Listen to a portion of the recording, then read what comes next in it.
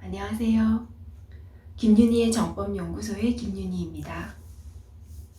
명작 동화 중에 백조왕자라는 동화책 얘기를 좀 해볼까 합니다. 어릴 때 읽었던 책이라 내용은 알고 있었는데 이상하게 정법 강의를 들으면서 접하게 되는 것들은 또 새로운 느낌으로 새로운 생각을 가지게 됩니다. 좀 신기합니다. 남자아이다 보니까 백조왕자는 들춰보고 싶어 하지 않더라고요. 그래서 제가 임의로 읽어줬어요. 근데 너무 놀란 게 이게 이런 얘기였어? 하고 깜짝 놀란 부분이 뭐냐면 백조왕자 얘기는 혹시라도 모르시는 분을 위해서 간단하게 말하면 어떤 왕국에 임금 부부가 있었는데 그 부인이 그 둘 사이에 아들이 11, 그리고 예쁜 막내 공주가 하나 있었습니다. 그래서 총 12의 자식이 있었는데 그 왕비가 병으로 세상을 뜨면서 새 왕비가 들어옵니다. 새 왕비가 일반 사람이 아니었나 봅니다. 그래서 11명의 왕자에게 주문을 걸어서 백조로 만들어 버립니다. 그래서 이 11명의 왕자는 낮에는 백조가 되어서 방황을 하고 그리고 밤이 되면 비로소 사람으로 돌아와서 쉴 수 있는 겁니다. 이런 주문에 걸린 거예요. 마술에 걸린 거예요. 그리고 이 막내 공주는 새 어머니인 왕비의 시기심으로 가진 모략을 당해서 결국 궁에서 쫓겨납니다. 이 절박한 마음을 안고 숲을 헤매다가 아름다운 처녀로 자라는데 온갖 한스러움과 그 고통스러움을 안고 숲을 헤매다가 어떤 할머니를 한번 만나게 됩니다. 그런데 할머니에게서 11명의 오빠들의 소식을 듣게 됩니다. 어디를 가면 만날 수 있고 그 오빠들을 사람으로 다시 되돌리게 하려면 어떤 걸 해야 한다는 걸 얘기를 듣습니다. 그래서 이 공주는 어떻게 했냐면 해보겠노라고 결심을 합니다. 그게 뭐냐면 그 당시 유럽에는 공동묘지가 곳곳에 많이 있었나 봅니다. 그리고 거기에 아주 강한 가시가 있는 쐐기풀이 무덤가에 많이 있었나 봅니다. 그 쐐기풀을 직접 손으로 뜯어다가 직접 손으로 상의를 만들어서 그 옷을 백조가 된 오빠들에게 입히면 완전히 사람으로 돌아올 수 있답니다. 근데 또 하나 너무너무 중요한 포인트는 그 쐐기풀 옷을 만드는 동안에 어느 누구와도 말을 하면 안 되는 거였습니다. 그 쐐기풀 옷을 만드는 동안 단 한마디를 하면 안 되는 게 조건이었어요. 전 이 대목에서 너무 놀랐습니다.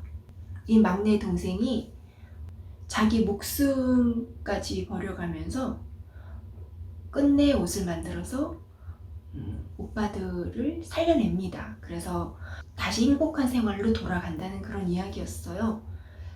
근데 이게 지금 정법에서 스승님께서 말씀하시는 거와 딱 맞는 부분이 뭐냐면 지금 이 세상을 살고 있는 현대인들은 모두 어려움을 다 가지고 살고 있다고 합니다. 왜냐면 2012년 전에 그 일명 선천시대라고 하는 부분은 세상의 모든 모순을 다 만들어내는 시대였기 때문에 모두가 다 어려움을 가지고 살 수밖에 없는 세상이었다고 합니다. 그래서 2013년도부터는 그 모순들을 다 끄집어내져 있는 그 모순들을 바로 잡아서 이제는 모순이 발생되지 않는 명확한 삶의 관계에 답을 만들어서 사는 시대라고 합니다. 그러니까 지금 2012년도와 2013년도를 함께 살고 있는 지금 이 시대의 사람들은 그걸 해야 하는 2012년도까지 태초부터 2012년도까지 그 엄청난 시간 동안 끄집어내지고 만들어지고 발생되어진 이 어마어마한 모순들을 이제 연구하고 풀어서 더 이상 이런 모순이 나오지 않는 삶을 살 수 있는 시스템을 만들어 놔야 되는 의무가 있는 세대인 거더라고요. 돌려 말하면 우리는 지금 2020년도를 살고 있는 우리는 어마어마한 모순을 다 끌어안고 산 세대이기도 하고, 그 모순을 정리해서 시스템을 만들어내야 되는 그런 세대이기도 한 거죠. 어떻게 보면 인류에게 굉장히 중요한 포인트를 지금 우리가 태어나서 함께 살고 있는 겁니다. 그래서 지금 세상 모든 사람들이 모두 다 어려움을 겪고 있다고 합니다. 모든 모순을 다 끌어안고 살아왔기 때문에, 만들면서 끌어안고 살아왔기 때문에. 그러면 이제 그 모순을 정리해야 되지 않습니까? 그래서 지금 우리들이 해야 할 일은 각자가 가지고 이때까지 품고 살아온 그런 모든 모순들을 정리를 해서 그 모순들을 풀어내는 공부를 해야 하는 겁니다. 이 과정이 인류 역사에 남게 되는 거고요. 이 과정으로 연구를 해서 서로 융화를 해서 서로 저기 밑바닥까지 우리가 겪고 생각했던 그런 모순들을 다 끄집어내서 이걸 풀어서 정리를 쫙 해서 더 이상은 이런 모순된 삶을 살지 않게 후세에 더 이상은 이런 모순된 삶을 살지 않게 해놓고 가려면, 첫째, 내가 이게 모순이었는지 모순이 아니었는지를 바르게 알 수 있는 잣대가 필요하잖아요. 이 잣대는 지금 세상에 나와 있지가 않았던 것 같아요. 그래서 이 잣대를 천공 스승님이 정법이라는 걸 가지고 나와서 이 모순과 발음을 바르게 정리하는 잣대로 쓰고 계신 거죠. 그래서 정법 강의를 들으면서 내가 이게 모순이었구나, 이게 모순이 아니었구나, 이런 걸 분별하게 되는 겁니다. 그래서 이 정법 강의가 굉장히 중요한 것 같습니다. 모순을 잡는데 이제 최소 3년이 걸리고, 그 3년 동안 최소한 내 모순을 잡아가는 공부를 하는 기간으로 잡아야 한다고 하세요. 3년 공부 기간. 그리고 이 공부 기간에는 되도록이면 말을 많이 하지 말아야 한다. 공부 기간에 말을 많이 하면 내공으로 쌓이지 않는다. 이런 말씀이 있으세요. 어떻게 보면 불교에서 말하는 무건수행이라고 하는 이 무건수행이 들어가는 건데요. 바른 기준인 정법을 들으면서 내 모순을 찾아서 깨달아가고, 고쳐지진 않더라도 내가 이런 모순이 있었다라고 알고 고치려고 노력하는 것까지가 우리가 할 수 있는 일이라고 하세요, 지금은. 그리고 그러면서 정법을 공부하면서 물론 사회생활을 하지만 아는 척을 하지는 않고 살으라고 하십니다. 그걸 이제 무건이라고 하시는데, 무건이라고 해서 뭐 아무 말 안 하고 인사도 안 하고 할 말도 안 하고 그런 건 아닌 것 같고요. 아는 체를 안 하는 것, 사람들과 잘 지내되 내가 안다고 아는 척을 먼저 하지 않는 것, 사회생활을 하는 데 있어서 무건이라고 하시더라고요. 그 정도만 해도 사회생활을 하는데 무건이 될 수 있는가 보더라고요.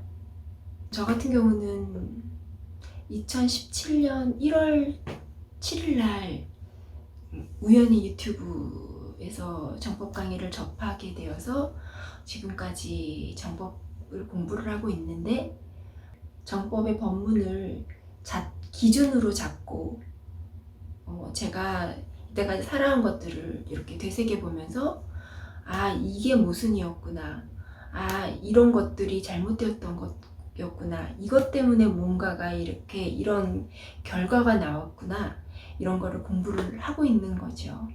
그래서 지금 이 공부를 하는 동안에는 뭐 유튜브를 해야겠다 이런 생각은 하지 못했는데, 블로그를 좀 하고 있었는데 3년이 거의 다 되는 시점부터 저도 이제 용기가 생긴 건지 유튜브에 저희가 정법을 공부하면서 내 삶을 모순을 찾아가는 것들을 유튜브에 내놔야겠다라고 이제 생각을 하게 됩니다. 저도 한 3년 정도 시점이 되니까 그런 생각이 들더라고요. 다시 동화 이야기로 들어가 보면 막내 공주가 어떻게 보면 집안에 우환이 들어온 거잖아요.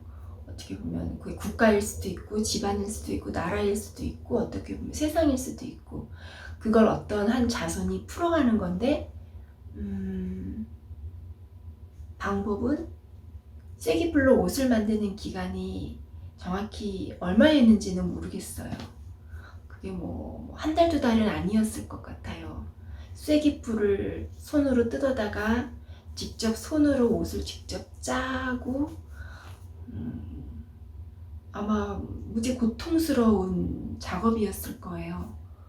쐐기풀의 가시가 좀 세다고 제가 알고 있거든요. 피투성이에 또 피투성이가 된 손으로 또 그런데 그냥 또 아무런 제약 없이, 아무런 만나는 사람 없이, 마주치는 사람 없이 산에서 또 그것만 또 하면 또 괜찮았을 거예요. 말을 할 상대가 말을 굳이 만난 사람이 없었다면. 근데 그 깊은 산 속에 또 이웃나라 왕이 지나가다가 또 이 미모의 이 공주를 또 데려갑니다. 말 한마디 없는, 말 한마디 할 수 없어서 말 한마디 하지 않는 이 공주를 데려가서 왕비로 삼고자 합니다. 그 와중에도 이 공주는 말 한마디 없이 묵묵하게 밤마다 묘지에 가서 쐐기풀을 뜯어다가 또 꾸준히 옷을 만듭니다. 근데 그 시대가 또 마녀사냥 시대, 유럽에서는 그런 경우를 보고 마녀라고 하지 않았겠습니까? 그 결국은 사형에 처할 위기에 당면하고, 감옥에서도 쐐기풀로 옷을 만듭니다. 결국은 사형 당하기 바로 직전, 그 날아온 백조들 오빠들이 그때 날아오고, 그때 마침 끝난 옷을 던져서 오빠들이 사람으로 돌아와서 비로소 왕에게 해명을 할 수 있게 되고, 상황을 다 전해들은 왕과 그 오빠들과 이제 모두 행복한 결말을 맞게 되는 건데, 이게 아이들이 봤을 때, 사실 전 어렸을 때 이 얘기를 듣고 좀 공포스러웠습니다. 아무 생각이 없을 때 들었을 때는 그냥 그런가 보다 했다가, 조금 커서 이 책을 읽었을 때는 좀 기괴스럽다, 공포스럽다, 그런 생각이 들었는데, 내가 지금 49살 아이에게 책을 읽어주면서 정법 강의를 들으면서, 정법 강의를 듣고 공부하고 있는 상태에서 이 동화책을 읽어줬는데, 이 공주가 수행자였던 것 같습니다. 수행자.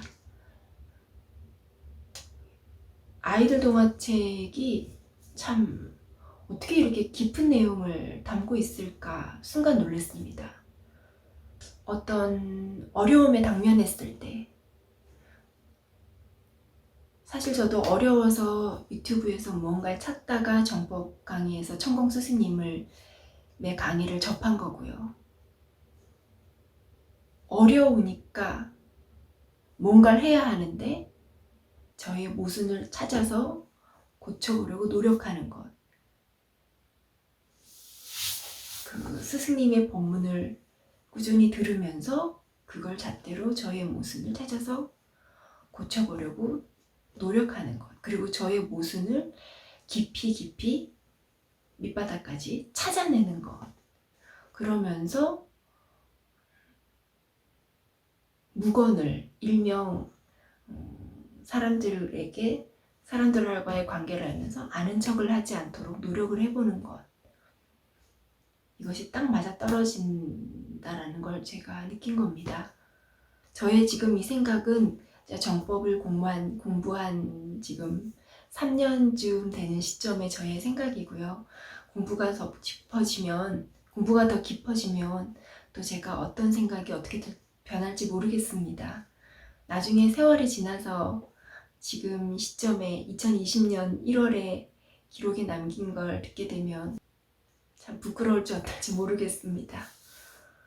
하지만 지금 이 시점에서 제가 정법을 공부하면서 제 나름에 드는 생각을 내놓는 거니까 저런 사람도 있구나 라고, 저런 생각을 할 수도 있구나 라고 그냥 가볍게 봐주시면 감사하겠고요. 또 그렇게 가볍게 생각해 주시면 감사하겠습니다. 감사합니다.